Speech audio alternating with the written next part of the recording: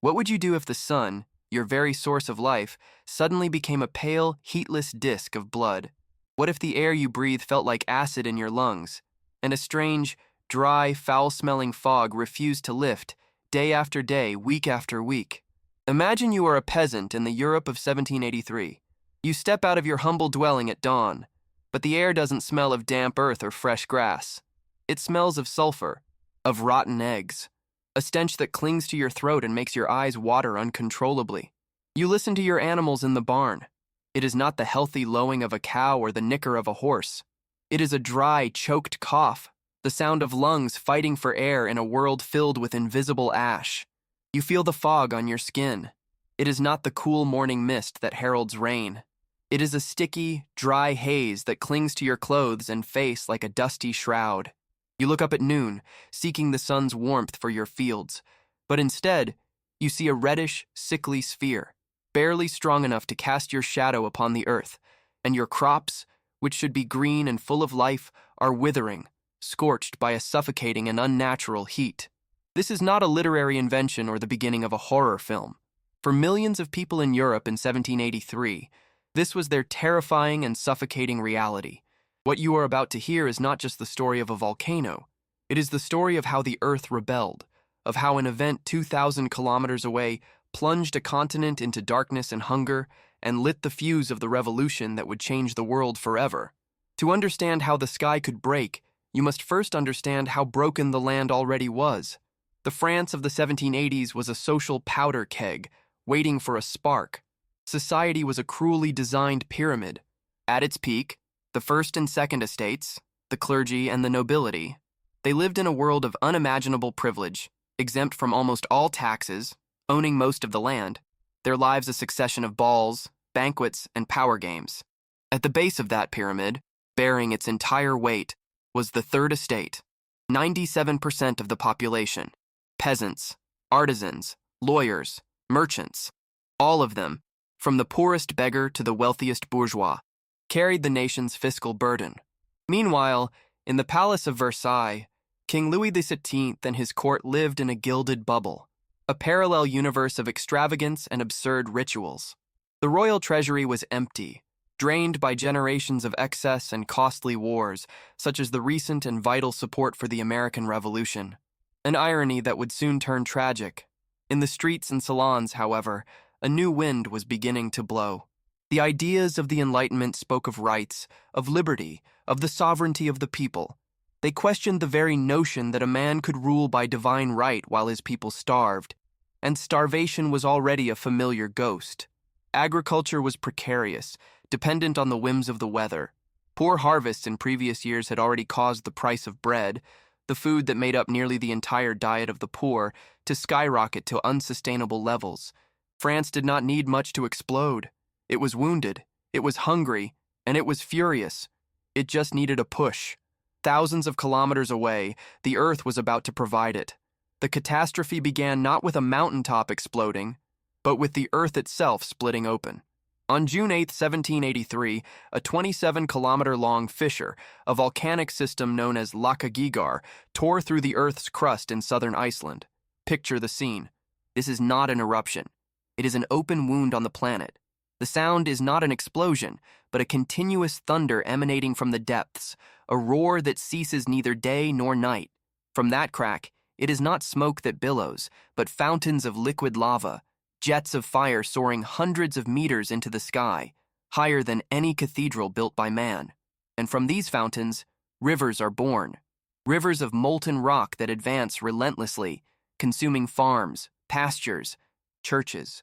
Everything man had built was erased by a tide of fire.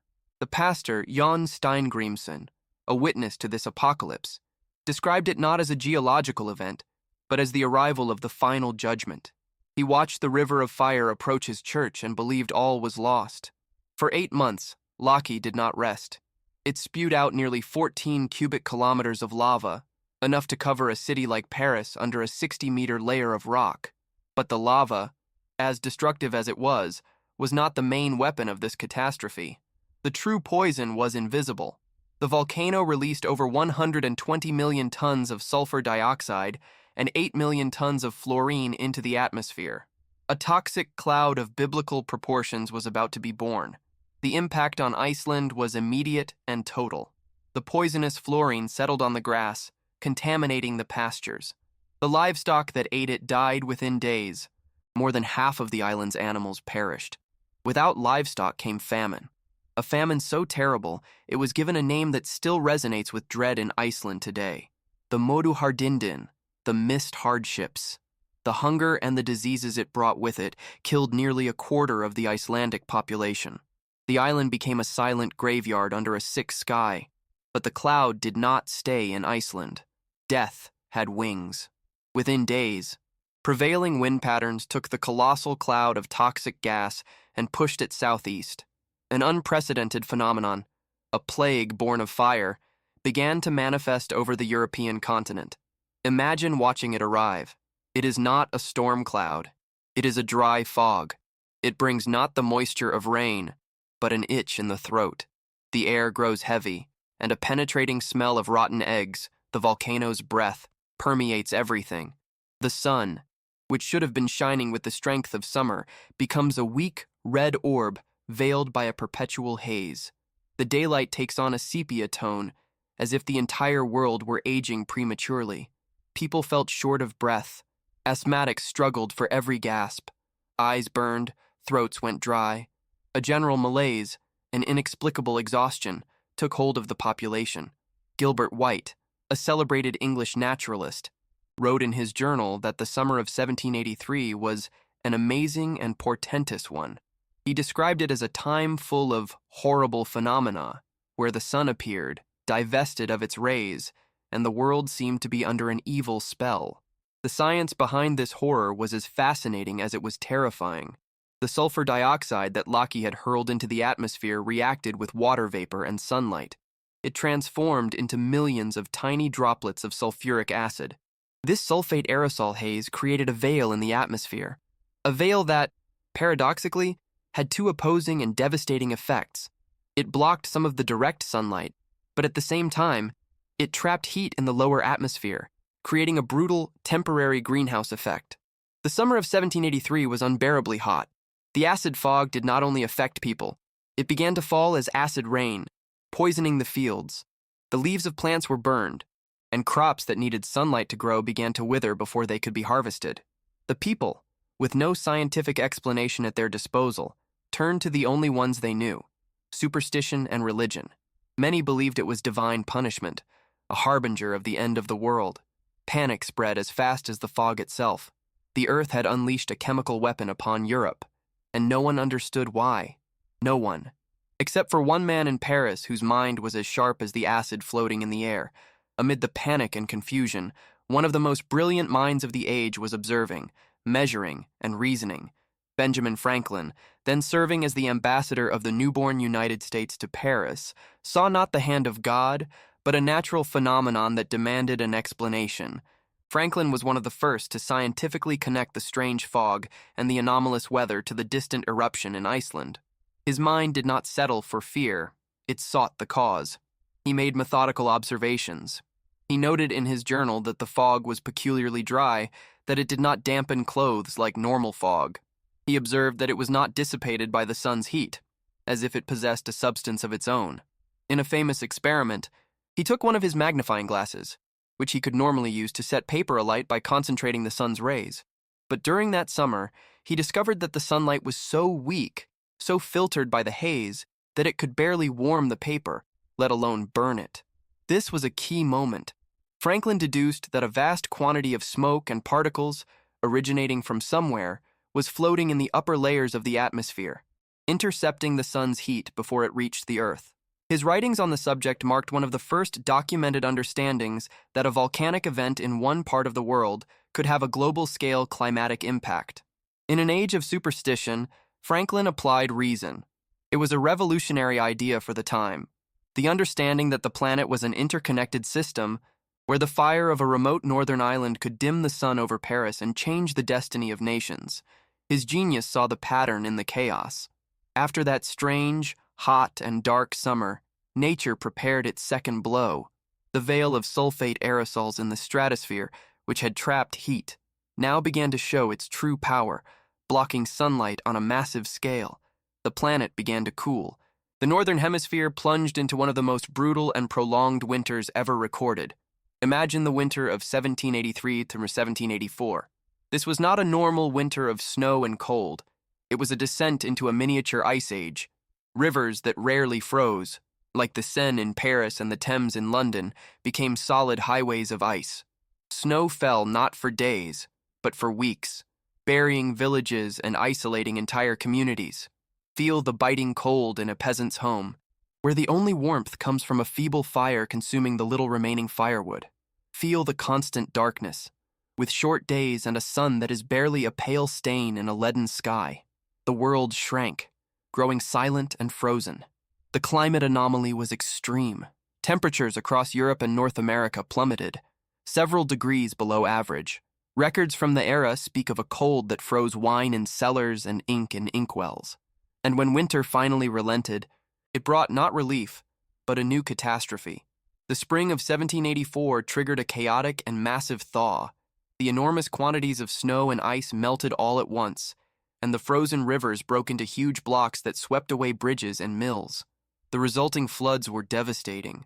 They annihilated the few crops that had survived the winter and destroyed vital infrastructure for food transport. Nature had struck with heat, then with cold, and now with water. Mortality soared. It is estimated that tens of thousands of people died in Europe alone from the extreme cold, hypothermia, respiratory diseases, and ice-related accidents. But the direct deaths from the cold were only the beginning. The true killer, patient and silent, was about to make its appearance. Hunger. The chain of climate disasters unleashed by Laki had one inevitable and terrible consequence. The years that followed, from 1784 to 1788, were an uninterrupted sequence of failed harvests. The scorching summer, the glacial winter, the spring floods, and subsequent droughts created the perfect conditions for widespread famine. The pillar of the French diet, bread, became an unattainable luxury. Its price soared. Paint a picture of misery in your mind. Visualize the endless queues in front of bakeries, hours of waiting to get, if you were lucky, a loaf of poor quality bread, often adulterated with sawdust or even dirt to increase its bulk. Hear the sound of hunger. It is not a scream. It is a dull moan, the cry of a child too weak to cry loudly, the silence at a table where there is nothing to serve, the sound of an empty stomach becoming the only companion of the night. See the desperation in the eyes of a mother who cannot feed her children. Witness the scenes of riots over a sack of flour, the violence that erupts over a crumb. Peasants abandoning their barren lands to become beggars in the cities, only to find more misery. This crisis was not a simple twist of fate. It was not bad luck. It was a direct and measurable consequence of the global climate disruption caused by the Laki eruption. Modern science has confirmed this connection beyond any doubt, and this agricultural catastrophe struck a nation that was already on its knees economically. The government of Louis XVI, completely bankrupt, was incapable of offering any relief. It could not import grain. It could not subsidize the price of bread. It could do nothing. Famine led to mass malnutrition, and malnutrition opened the door to epidemics. Diseases that a healthy body could fight off became death sentences. The anger and resentment that had been simmering for decades reached a boiling point. The people saw the nobility and the clergy, still living in their opulence, demanding their taxes and tithes while the common people's children starved to death. The social contract, the idea that the king protected his people, was shattered. Not only was the king failing to protect them, but his system was killing them.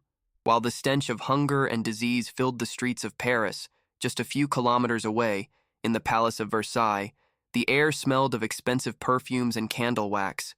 Imagine the contrast. In the city, people fight for a piece of stale bread. In the palace, banquets of dozens of courses are held, with exotic delicacies and wines brought from every corner of the kingdom.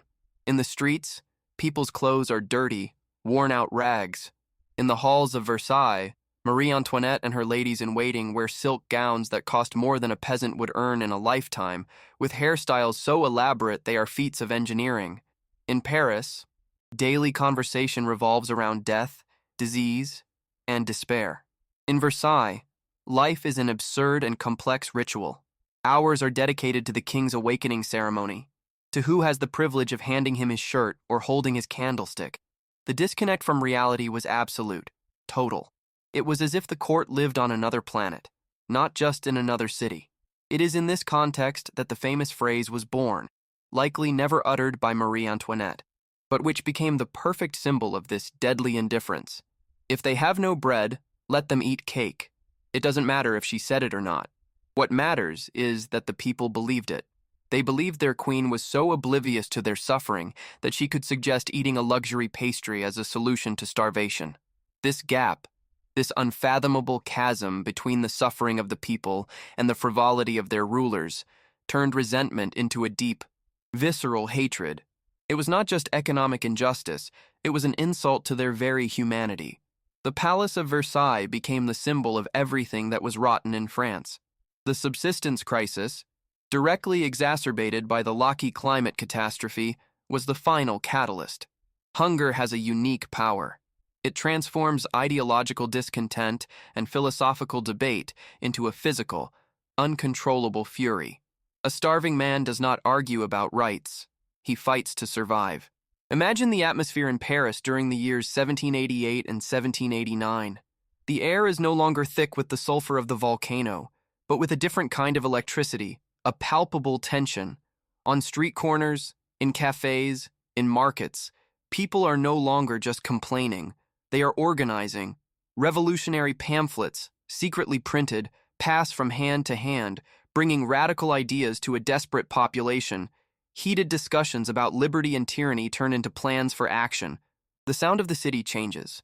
The daily murmur is joined by the growing roar of crowds, spontaneous gatherings, protests that are met with violence. All of it fuels the rage.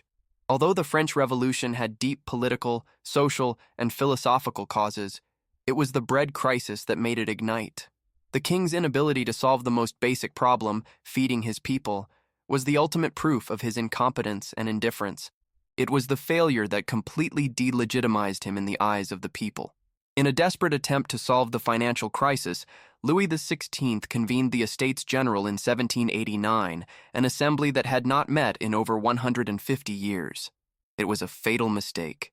It opened the door for the Third Estate Baron for the first time to officially voice its grievances, and their grievances were an unstoppable torrent.